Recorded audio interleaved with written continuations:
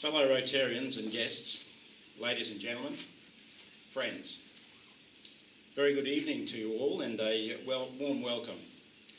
Thank you for your attendance here tonight. I must start by congratulating our now immediate past president, Jeremy, for the year he has just completed. I particularly wish to acknowledge what I think can be described as your crowning achievement during your presidency, Jeremy. With the assistance of your team, you have managed to grow the club from some 21 members to, I had 34, but I note you mentioned 35 tonight, so to 35. I do also acknowledge and thank the various members of your team who supported you in that endeavour. I won't attempt to specifically name everyone involved for fear of inadvertently leaving someone out.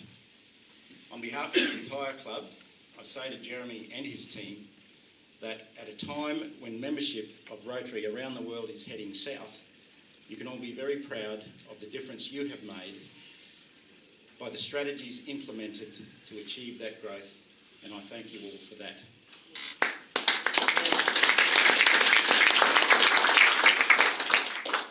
Such growth in membership is a necessary and important first phase in our shared and ever-present goal of strengthening our club. It is without question that we must continue the momentum of that first growth phase, and for my part, I hope to do just that. My head, heart and guts, and those of you who have responded to my survey of recent months, are all telling me that based upon the foundation of that growth, it is now time to implement phase 2, what could be described as a change of gear. And speaking of gears, I ask that you reflect upon when a gear is effective. The answer, of course, is when, and only when, it's engaged. There are a handful of reasons why most people want to become a Rotarian. Some of those reasons include, and they have been mentioned already, the need to be of service to our community, the need for fellowship, the need to develop networks and connections. Not necessarily in that order, and not necessarily all of them to everyone, but almost certainly a mix of each in varying degrees. It is impossible for the club to be everything to everyone all of the time, but it can provide a variety of opportunities for us to engage in projects, activities and events which meet those needs. A little something for everyone. I see it as my role to ensure that there are ample opportunities for that. And what do I ask of you in return? Let me start to answer that by noting what I do not ask of you. I do not ask that you engage to the detriment of your family, although you are most welcome to include them. I do not ask that you engage to the detriment of your work and or business, although I hope that your engagement reaps rewards for you in your work and or your business. I do not ask that you engage to the detriment of your own well-being, although I hope that your engagement fills you with a sense of self-worth, which enhances your well-being.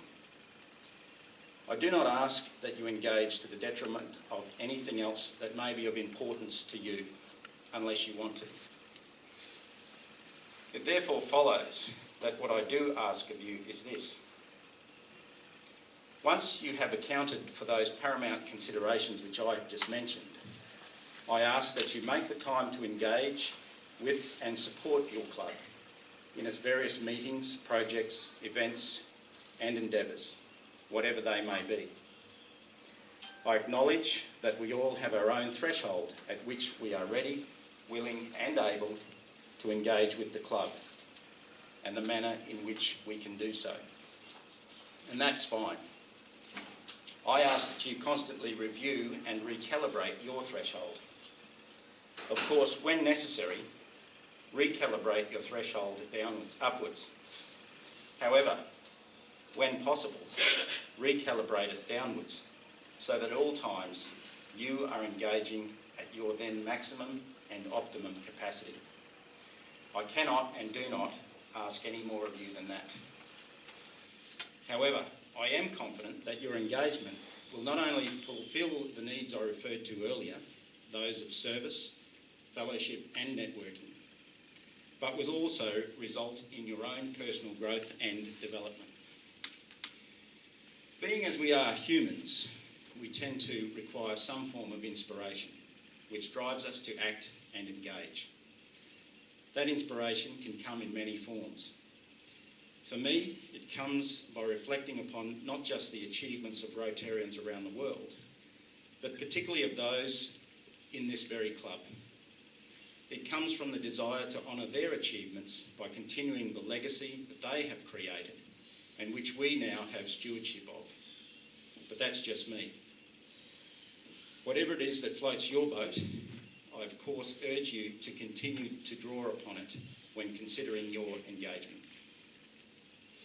However, we have for the next year and beyond been asked to also look at inspiration from a different perspective and to do it a little differently. And that brings me to this year's theme. At this point I'm meant to unfurl this thing here, but thanks. Cole?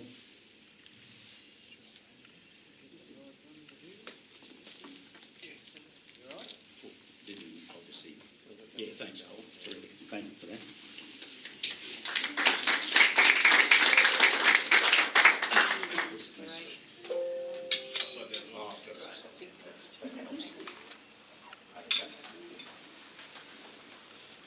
The 2018-19 Rotary International President, Barry Rassin, has challenged us to be the inspiration. He urges us to, and I quote, "Be the inspiration for positive change, inspiring our clubs, our communities and our organisation to face today's challenges head-on with courage, optimism and creativity." It is a challenge to all of us individually and collectively. And if you will just indulge me, I would like to make a few comments on the theme logo. Now, when I first clapped eyes on this logo, my first question was, as is often the case with these things, exactly what was the designer on in order to have come up with that? Better than the last one. My second question, of course, was how and where the hell am I going to get some if I'm ever going to have a chance of making any sense of it? Anyway, my lack of connections meant that I had to rely on Google. And you may find this a little hard to believe, but whilst the logo is readily available on the net, there is not a single explanation or interpretation of it. And if there's one thing I've learnt in life, business and Rotary, you need to be able to lean on a mentor from time to time in order to get some clarity of thought. And on this occasion, I found myself having to call on one of my mentors.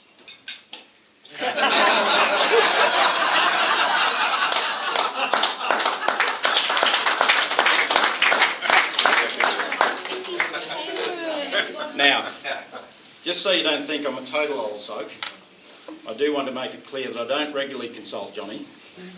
He's just one of my sometimes mentors, out of an otherwise robust and varied stable. I'm not at liberty to divulge the surname of any other mentors, but I can tell you their first names are Jim, Jack, and Jose. Anyway, my mentor was finally able to give me some clarity, so I'll now try to explain it. Obviously the main feature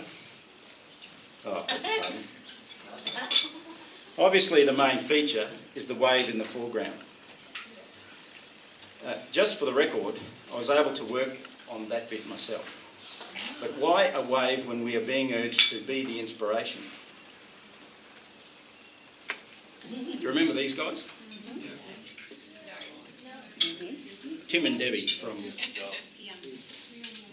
Australia, you're standing in it? Brain Space. Well, if you will allow me a moment of esoteric Tim and Debbie-esque existentialism, I will give you my take on the logo. As you'll see, the wave begins its motion within the body of water in which it exists. It wells up from within. It rises up from that body of water, and it stands tall and proud. It carries great force, and at its crest, it offers its maximum energy. At the same time, that energy is harnessed within a humble spirit. And I see that depicted by the bow that the crest appears to be making at its leading edge. Its force radiates through and across the body of water from which it originates and within which it exists. So that's the blue and white bits. But what of the rest of it? The horizontal bands of colour in the background. What do they depict? Perhaps someone here who has this evening sufficiently consulted one of their own mentors would like to hazard a guess.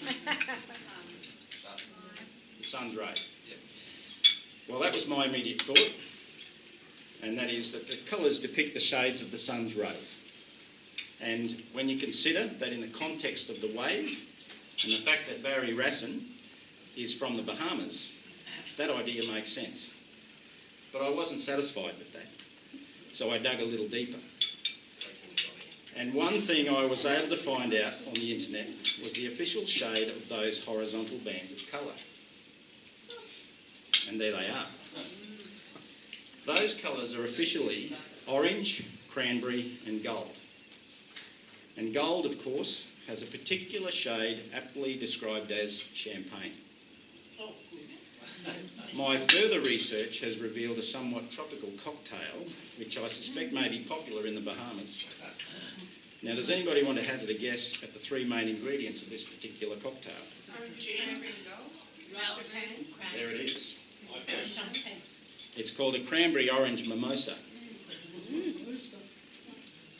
So, I just want to do a comparison. Now, is it just me, or does anybody else see the distinct resemblance between this cocktail and the horizontal shades of colour in that logo? Now, at the risk of breaching the first rule of the four-way test, I don't propose to let the truth get in the way of a good story. I'm therefore going with the conspiracy theory that the horizontal coloured bands represent that very cocktail. But that is all I want to say about that. I probably should give you some idea of my plans for the club this coming year. Drinking. Johnny Walker. Consistent with the view I have made of my role, I hope to be able to provide a variety of opportunities for engagement in service, fellowship, networking and personal growth. It's no secret that the club is in need of at least one major or signature annual event, and that has been mentioned already tonight. We must work towards achieving that goal in the coming years, if not this next Rotary year. There are some members who are already taking certain preliminary steps to that end, and I wish to continue to support those efforts. We must continue to engage where possible in those projects which have worked for us in the past and allowed us to do good in the world. I hope to engage the club in a combined Cairns Clubs project, and I look forward to working with my fellow 2018-19 presidents and their local Cairns clubs to that end.